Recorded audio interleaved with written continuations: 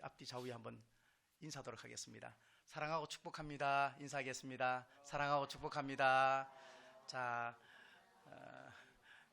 가족끼리 그러시면 안 돼요. 자, 웃으시면서 하는 거예요. 다시 한번. 자, 잘 오셨습니다. 잘 오셨습니다. 잘 오셨습니다. 그래요. 하나만 더 하겠습니다. 오늘 말씀에 근거해서 자, 앞뒤 좌우에 계신 분들한테 그리고 자기 자신한테 말 조심합시다. 시작. 말 조심합시다. 말 조심합시다.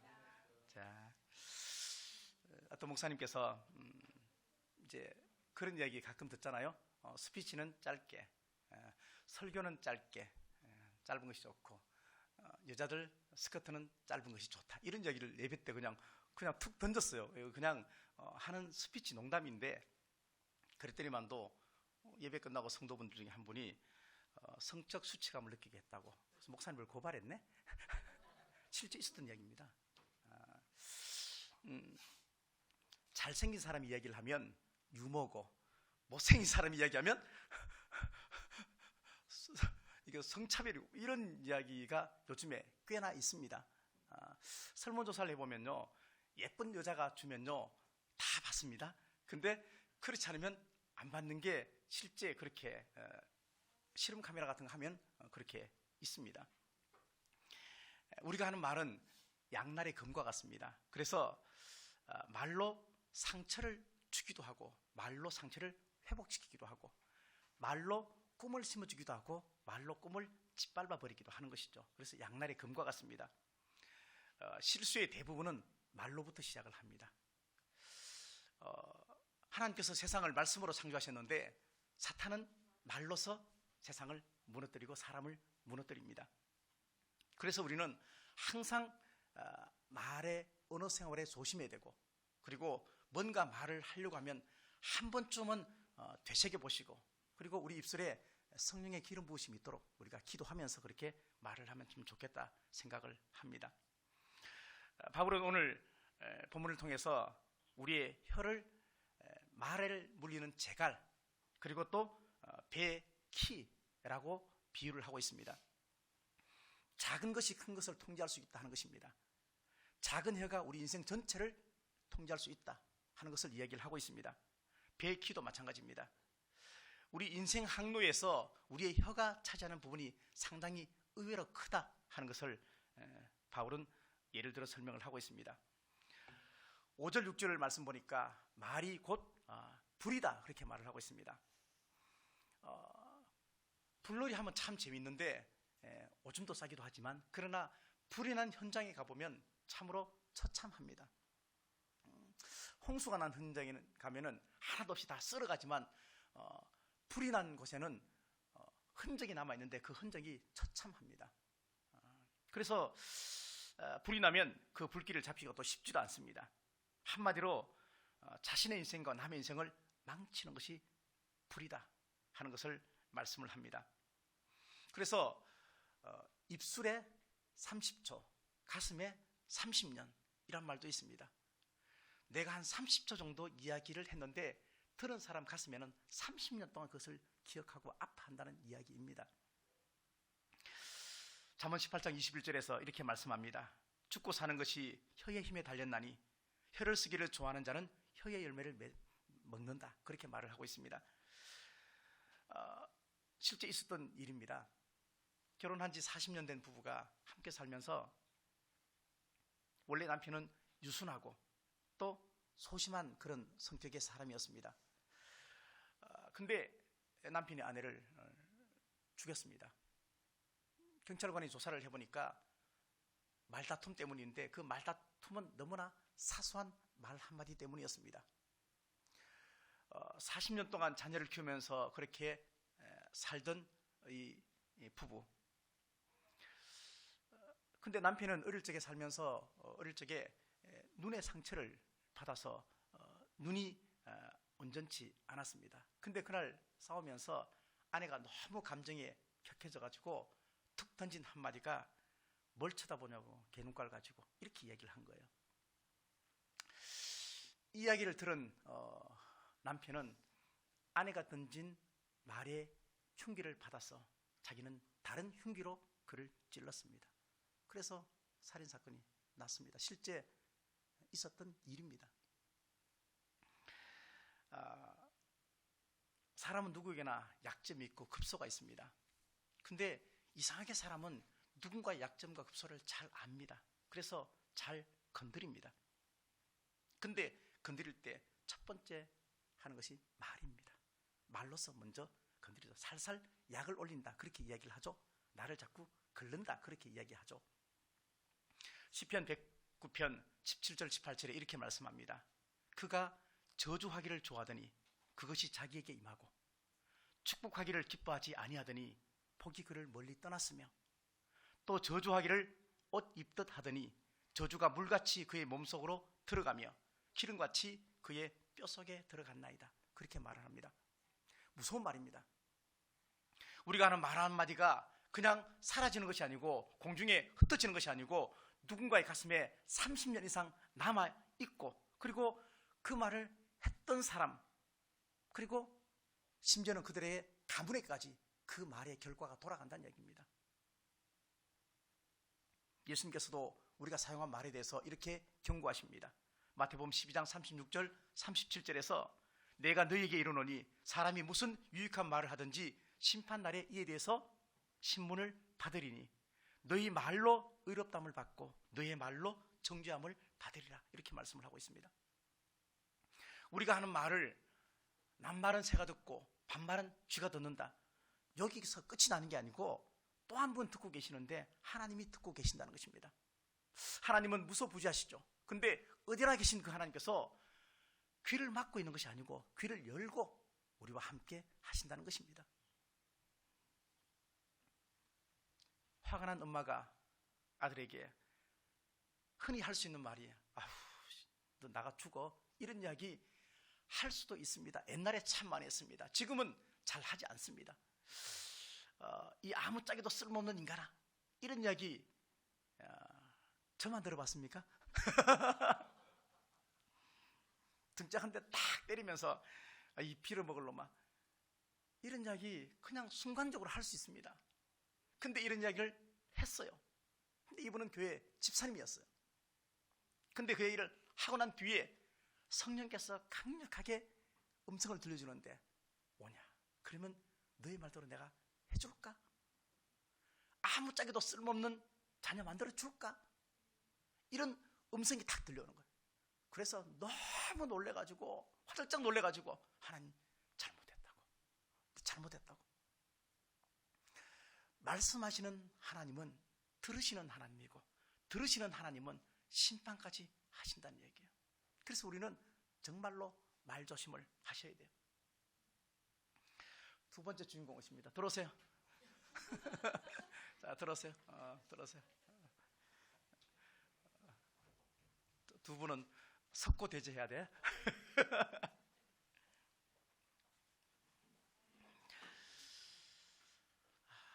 하나님께서 우리의 말을 이거 참 중요한 말입니다. 오늘 말씀을 여러분들이 잘 듣고 여러분 삶에 교회를 나감과 동시에 잊어버리지 마시고 평상시 살면서 늘 생각하십시오. 엘리베이터 딱 타면서 누르기 전에 3초만 기다려달라고. 아니 말하기 전에 3초만 생각 한번 해보시고 말씀하십시오. 하나님이 우리의 말을 듣고 달아보십니다. 다 달아보십니다. 민수기 14장 28절 말씀에 그들에게 이르시기를 여호와의 말씀에 내 삶을 두고 맹세하노라. 너의 말이 내 귀에 들린 대로 내가 너희에게 시행하리라. 이렇게 말씀하고 있습니다. 홍해를 건넜던 이스라엘 백성들이 출애굽해서 3일 만에 하나님을 원망했습니다. 모세를 원망했는데 모세를 원망한 것은 하나님을 원망한 것이 되는 것이죠. 그래서 홍해 앞에 있던 이스라엘 백성이 뭐라고 말했냐? 아이고 이러다 우리 다 죽겠어? 그렇게 불평했어요. 홍해 건넜지만 40년 동안 다 죽었습니다. 이러다가 죽겠네? 다 죽었습니다. 말부터 바꿔야 됩니다. 그래서 우리가 바꾼 말이 뭐예요? 배고파서 살겠다. 배불러서 살겠다. 근데 말은 또 바꿨는데 또 삶은 하나도 바뀌지 않았어. 이것도 문제예요. 여호수아와 갈렙을 제외하고 불평하고 원망했던 모든 사람은 광야에서 다 죽었습니다. 무다식이 상팔자다. 누가 이런 말을 했을까요? 너 호적에서 파버린다. 내 눈에 흙이 들어가기 전에 절대 안 된다. 이런 말 절대 함부로 하시면 안 됩니다. 특히 한국 사람은 자기 목숨이 마치 여러 개 있는 사람처럼 이야기합니다. 그래서 귀찮아 죽겠다, 바빠 죽겠다, 힘들어 죽겠다, 배불러 죽겠다, 배고파 죽겠다. 아침에 자고 일어나면서부터 자기가 자기를 죽입니다. 기저귀가 쫙 빼면서 죽겠다 이런 얘기. 자기가 자기를 죽이면서 하루를 시작합니다. 잠언 12장 14절에서 사람은 입의 열매로 인하여 복록에 족하며 그 손에 행하는 대로 자기가 받는다, 그렇게 말씀을 합니다. 사람은 누구나 자기 속에 자기 마음 안에 밭을 하나씩 다 가꾸며 삽니다.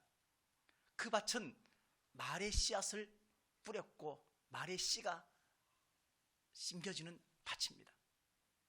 그 밭은 우리가 말을 하면 계속해서 그 밭에는 풍성하게 뭔가가 자랍니다. 거름도 주지 않고 물도 하나도 안 줘도 그 밭에는 늘 풍년입니다. 근데 그 마음밭에 어떤 사람은 좋은 말을 뿌려가지고 풍성하고 열매가 아름답고 따먹을 수 있는 좋은 것을 누리지만 어떤 사람은 계속해서 나쁜 씨앗을 뿌렸기 때문에 나쁜 것이 자랍니다. 그게 우리의 마음밭이에요. 그래서 마음에 악한 것을 품고 생각하면 입으로도 똑같이 악하고 나쁜 것이 나온다는 얘기예요. 그래서 우리는 말조심을 해야 돼요. 이 망할 놈, 이렇게 씨를 뿌려놓고 흥하게 되는 열매를 기다리면 안 되는 것이죠. 이 죽일 놈 그래놓고 그가 살기를 바라면 안 되는 것이죠.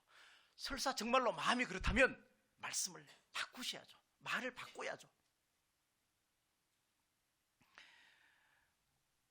마태복음 10장에 보면은 예수님께서 12제자를 부르셨습니다.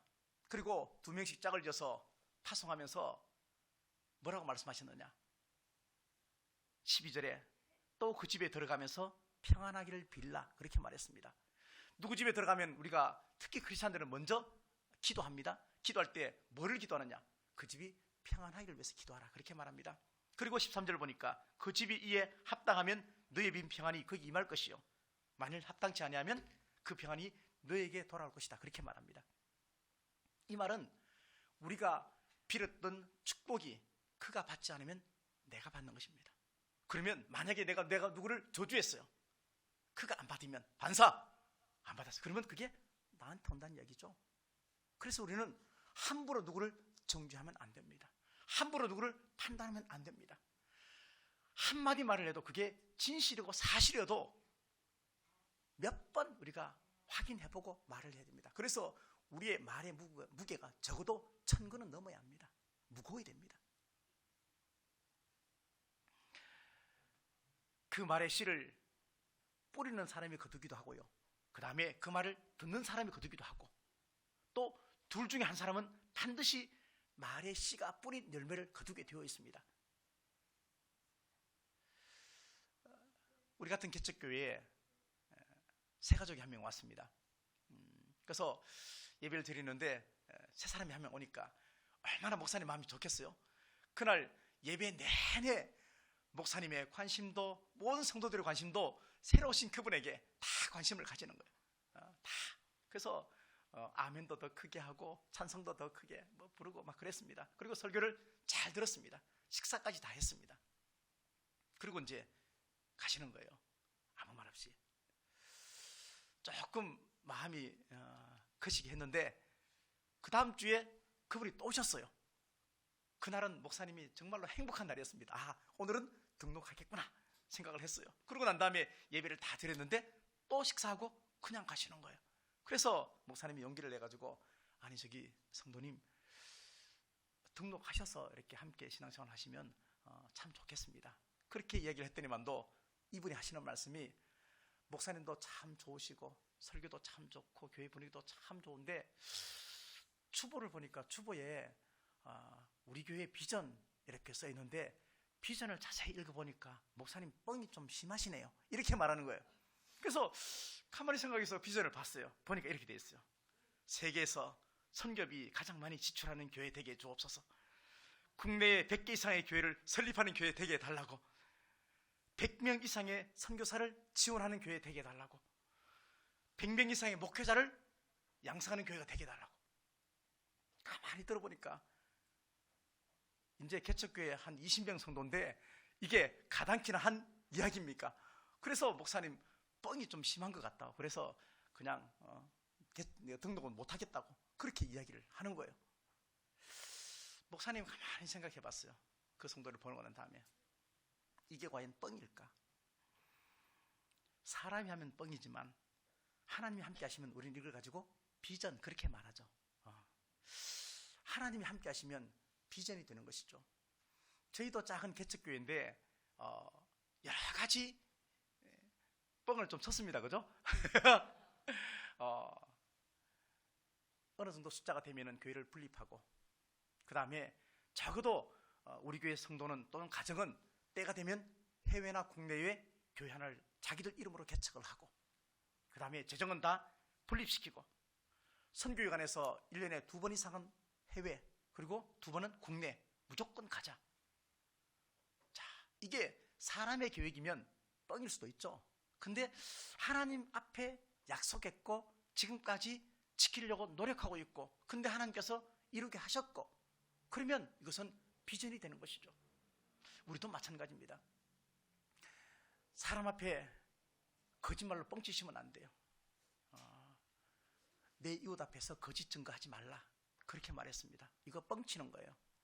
근데 하나님 앞에서는요, 비전을 선포할 수 있습니다. 하나님 앞에서는 항상 정직해야 됩니다. 마음도 정직해야 되고 말도 정직해야 됩니다. 그래서 우리는 말 한마디 쓰는 것도 너무너무 신중하게 축복의 말, 사랑의 말, 살리는 말 하셔야 된다는 것입니다. 그래서 말이 사람을 만든다 하는 말도 있습니다. 말이 결국 나다 하는 말입니다.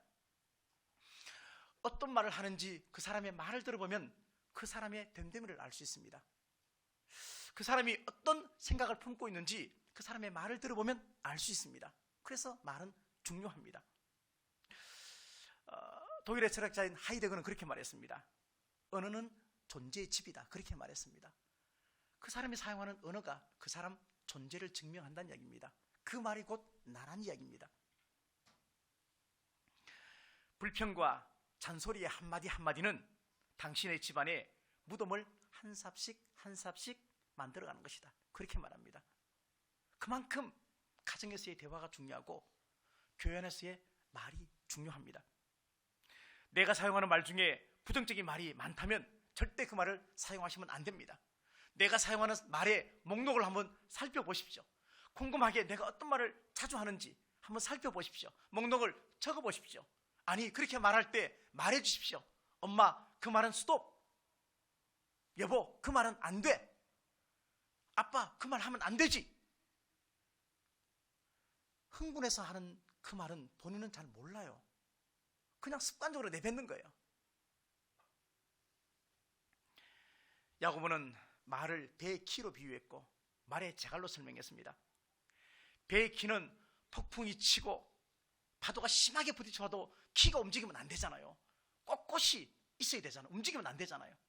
마찬가지예요. 말이 자기 마음대로 막 움직이려고 해도 고삐를 탁 잡고 있어 말이 움직이지 않고 순종하잖아요. 마찬가지예요. 나쁜 말, 거짓말 하고 싶은 욕구가 막 생깁니다. 이것은 우리의 죄성입니다. 누가 나를 공격하면 나도 똑같이 공격하고 싶습니다. 그렇게 생각이 듭니다. 근데 그럴 때마다 하나님이 기뻐하는 말을 하도록 해야 되고 그렇게 하려고 노력하는 것이 성령 충만이고, 그래야 우리가 지옥불에 떨어지지 않는다, 그렇게 성경은 말씀을 합니다. 마귀가 사람을 유혹할 때 여러 가지 말을 사용하지 않습니다. 딱 한두 마디입니다. 하나님이 아담을 유혹할 때 하나님이 정말로 먹지 말라 그랬니? 요거 한마디예요. 사탄이 우리를 유혹할 때, 야, 내일도 있어, 딱 한 번이야, 그렇게 길게 말하지 않습니다. 근데 짧게 말한 그 말을 우리는 받아서 부풀려서 많이 생각하는 거예요. 그냥 거기서 딱 끊어버리면 되는데 더 많이 생각하는 거예요. 거기에 의미를 두는 거예요. 우리의 생각도 영적인 전투 현장입니다. 그렇죠. 우리 세상도 진리 전쟁 시대에 우리가 살고 있습니다. 영적으로 치열하게 싸워야 됩니다. 근데 우리의 말도 이 말을 할까 저 말을 할까, 마치 낙동강 마지막 마지노선 같이 계속 영적인 싸움을 해야만 합니다. 그냥 생각 없이 내뱉은 말 한마디 때문에 누군가의 영혼을 망칠 수도 있습니다. 8절의 말씀 보니까 혀는 능히 길들일 사람이 없나니 쉬지 아니하는 악이요 죽이는 독이 가득한 것이다, 그렇게 말합니다. 내 혀를 길들일 사람이 아무도 없다는 것입니다. 하나님 외에는 절대 없다는 것입니다. 하나님이 내 혀를 제갈 먹이고 하나님께서 내 혀를 성령 충만함 속에서 주장하셔야 우리가 함부로 말하지 않고, 내가 감정에 치우쳐서 뭔가 말을 하려고 할 때 그때 성령께서 깨닫게 하시는 거예요. 그 말 하면 안 되지, 그 말 하면 안 되지. 듣는 사람 입장에서 생각을 한번 해봐봐.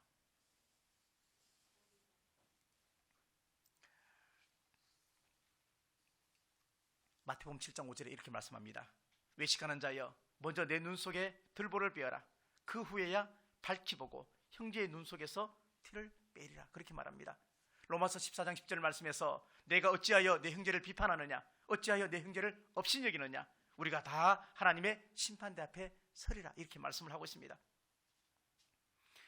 남을 비판하는 사람은 반드시 자기도 비판받습니다. 남을 칭찬하면 반드시 나도 칭찬받습니다. 오는 말이 고와야 가는 말이 고운 게 아니고 가는 말이 먼저 고와야 됩니다. 내가 누군가를 비판할 때, 내가 누군가에 대해서 비난할 때, 그때는 내가 아무리 기도하는 사람이어도, 아무리 목사라도 그때는 성령 충만한 상태 아닙니다. 누군가가 미워질 때, 미운 사람이 생길 때, 나쁜 말을 할 때, 그때는 절대 성령께서 나를 역사하신 것이 아닙니다. 나는 미혹당한 것입니다. 내가 누군가를 미워하고 그 다음에 싫은 말을 하고 그 다음에 악한 말을 하고 그랬을 때 내 안에 은혜가 있는 것이 아닙니다. 착각하지 마십시오. 그런 마음이 들 때 얼른 그 생각을 내려놔야 됩니다. 그리고 그 말을 다시 한번 되짚어 봐야 되고 되새김질 해보아야 된다는 것입니다. 물론 성령께서 다른 사람의 허물과 죄를 알게끔도 하십니다. 그렇죠. 내가 보니까 저 사람 저렇게 하면 안 되는데 당연히 알아지죠.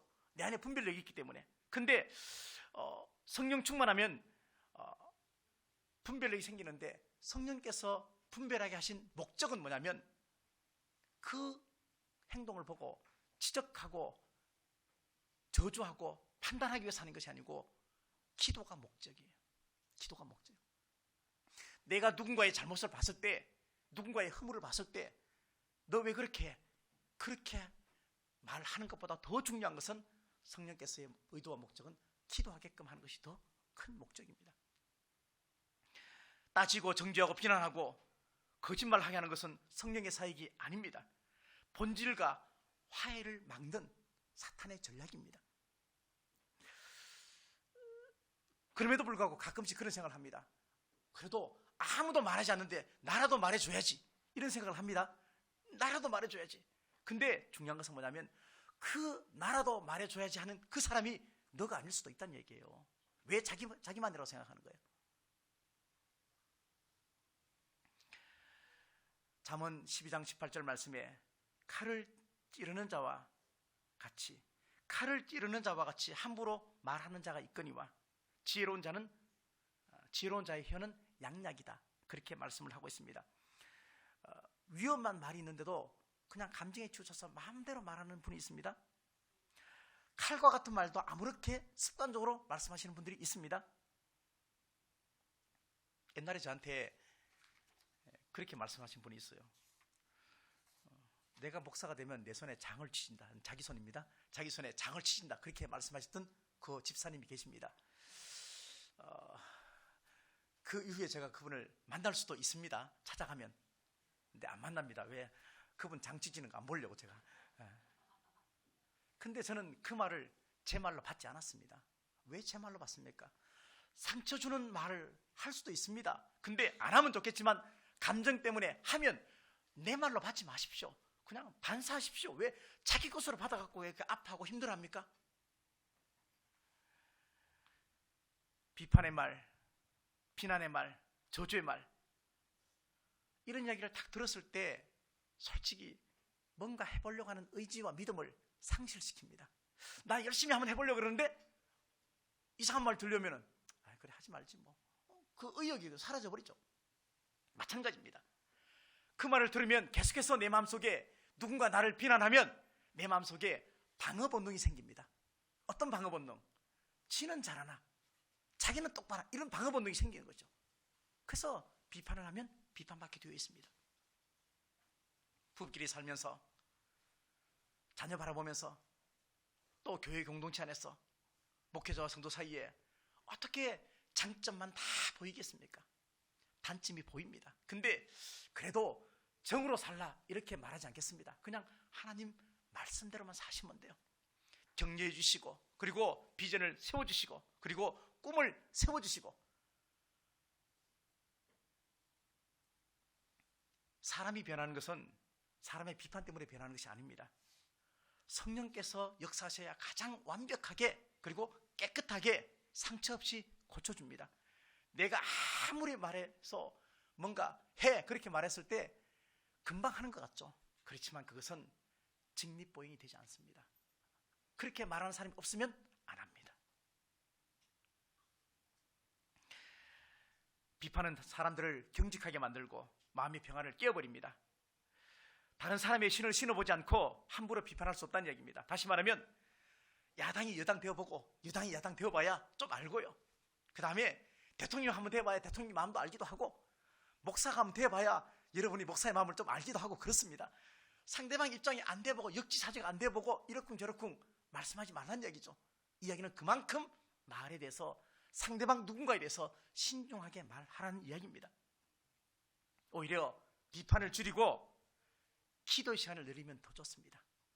오히려 비판하지 말고 비판할 시간에 더 기도하고 더 중보하시고 더 무릎 꿇으면 오히려 문제가 더 빨리 해결됩니다. 그래서 기도하다 보면은 비판보다 더 좋은 방법이 있다는 것을 알게 되어집니다. 새 황금문이라는 책 있습니다.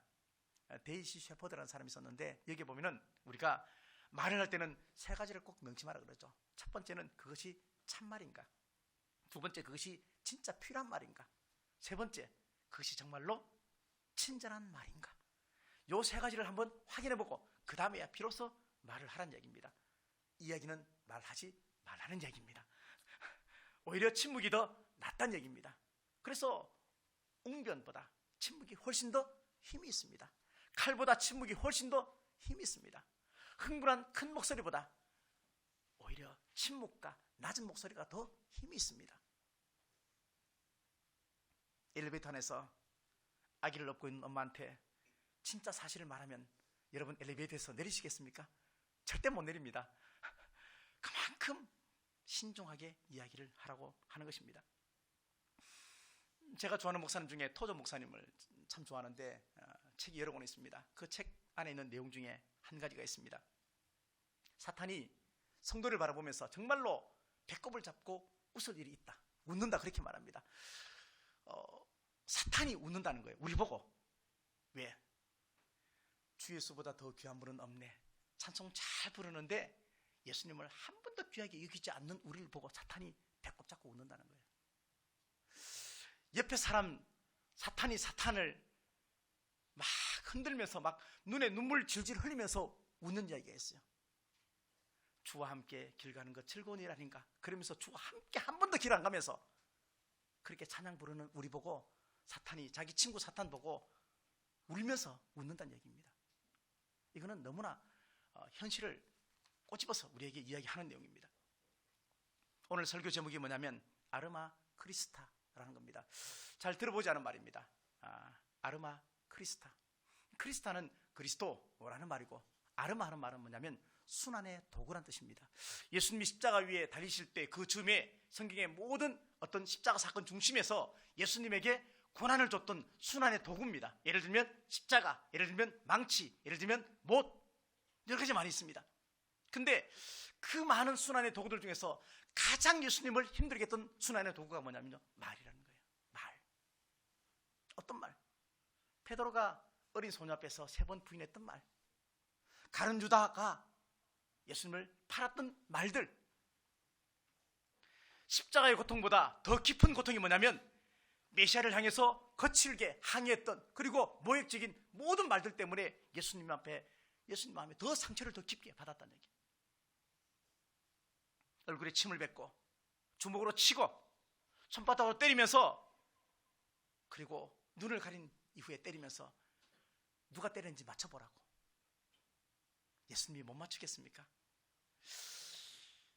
바라바를 놓아주고 예수님을 십자가에 못 박으라고 외쳤던 그 수많은 군중들의 말들, 가시멜리온을 씌우고 네가 유대인의 왕이냐 그렇게 했던 말들, 성전을 허물고 사흘 만에 짓는 너가 예수님의 아들이면 십자가에서 뛰어내려보라 그렇게 했던 그 말들, 지나가는 사람들, 한편의 강도들, 구약을 다 알고 있던 제사장들, 그들이 했던 모든 말들이 오히려 십자가와 가시멜리관과 창과, 그리고 무엇보다 더 상처가 깊었다는 얘기입니다.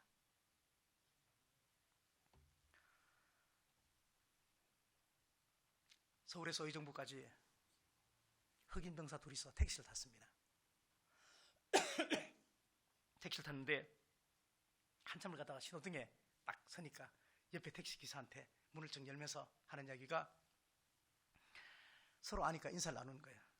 손님 몇 명 태워서? 그러니까 택시기사 하는 말이 연탄 2장, 연탄 2장 그렇게 말했습니다. 의정부에 다 도착했습니다. 도착하고 난 다음에 택시비가 얼마냐고 물으니까 10,000원 그랬어요. 이 흑인 병사 둘이서 400원을 딱 주는 거예요. 왜 400원 줘요? 연탄 2장 값이야.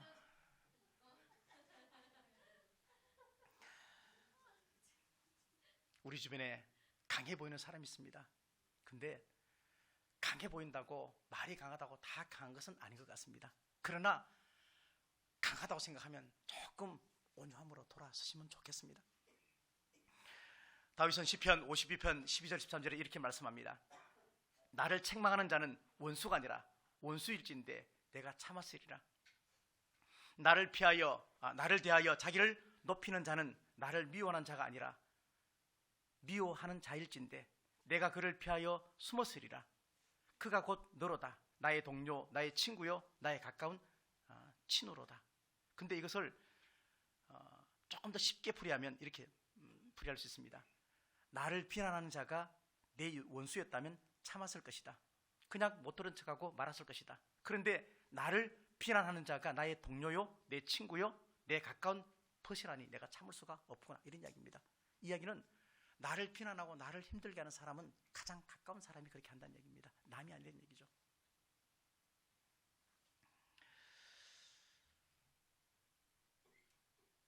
누군가 나에게 정말 독한 말을 한다. 그러면 그 말을 우선은 받지를 마시고요. 2번째, 하나님의 은혜의 햇살 안에 나가서 내 옷에 먼지가 있는 거 털듯이 털어버리셔야 돼요. 그걸 계속 가슴에 품고 있으면요 30년 됩니다. 말씀하신 분은요 그냥 하신 말이에요. 근데 나는 30년 품어질 수가 있다는 얘기입니다. 혼자 있을 때는 자기 마음의 흐름을 살피고 여럿이 있을 때는 말의 흐름을 살펴라 하는 말이 있습니다. 분을 그치고 노를 버리고 불평하지 말라. 오히려 악을 만들 뿐이다. 그렇게 말씀합니다. 내 이웃에 대해서 거짓증 가지 말라. 그렇게 이야기를 하고 있습니다. 이것도 못하겠고 저것도 못하겠고 아무것도 못하겠다. 그러면 오히려 침묵하는 것이 더 낫다. 그렇게 말합니다. 전도서 5장 2절 말씀입니다. 너는 하나님 앞에서 함부로 입을 열지 말며 급한 마음으로 말을 내지 말라. 하나님은 하늘에 계시고 너는 땅에 있음이니라. 그런즉 마땅히 말을 적게 할지니라. 이렇게 말씀을 하고 있습니다. 한 가지만 더 생각하겠습니다. 이 말을 해야지 안 해서 후회한 것이 많습니까? 아니면 해서 후회한 것이 많습니까? 대부분 말을 해서 후회 많이 합니다. 그러면 안 하는 게 좋다는 얘기입니다. 올 한 해 앞으로 살아가시면서, 아니 평생을 살아가시면서 하나님 앞에 10의 1조도 잘 들이시고 시간의 11조도 잘 들으시고 대신 말은 10분의 1로 줄이시고 오히려 기도는 더 느리시고 그렇게 하다 보면 우리 언어가 정말로 복된 언어, 축복의 언어 될 수가 있습니다. 내 한마디 그 말을 통해서 누군가가 웃고 기쁘고 즐거우면 얼마나 좋겠습니까? 근데 내가 하는 말 한마디 때문에 상처받고 가슴이 아파하는 것 어떻게? 근데 그것이 그 대상이 가장 가까운 사람이라면 얼마나 슬픈 일입니까? 하나님은 우리의 모든 말을 다 들으신다고 말했습니다. 내가 들은 대로 너에게 시행하리라 그렇게 말했습니다. 이것은 기도에만 적용되는 말이 아닙니다. 우리 일상의 모든 삶을 통해서 적용되는 말입니다. 많이 들어주십시오. 딱 2분만 시간을 더 주시면 하나만 더 이야기하겠습니다.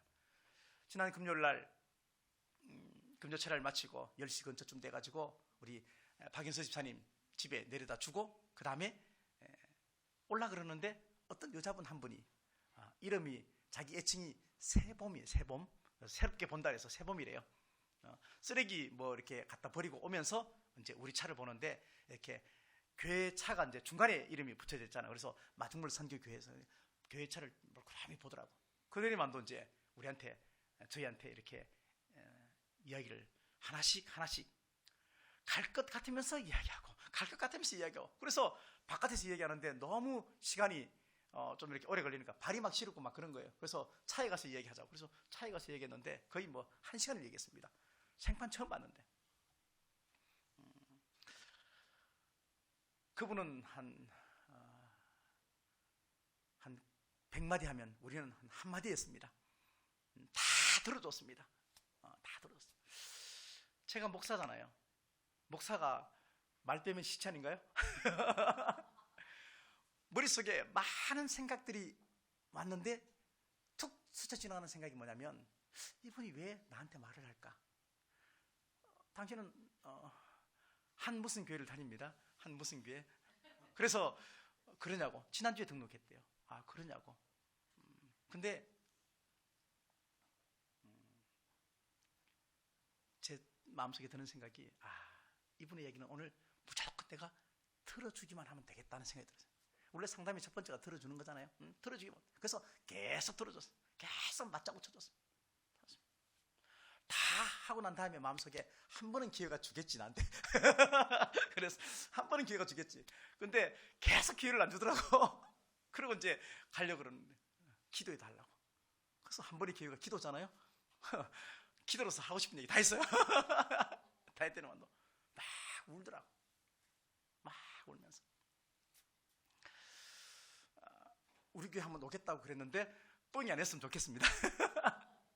자, 우리 언어 사용 잘하시고 말 조심하고 자, 그렇다고 오늘 식사하시면서 아무도 말하지 않고 그냥 식사만 하시면 안 됩니다. 축복의 말은 하라 그랬습니다. 그러니까 축복의 말 사랑한다 이렇게 이야기하시고 그래서 우리 안에 언어가 이렇게 사랑의 말이 더 많아져서 풍성한 그런 귀한 언어의 열매를 잘 축복의 열매를 맺는 우리 모두가 되시기를 간절히 바라겠습니다.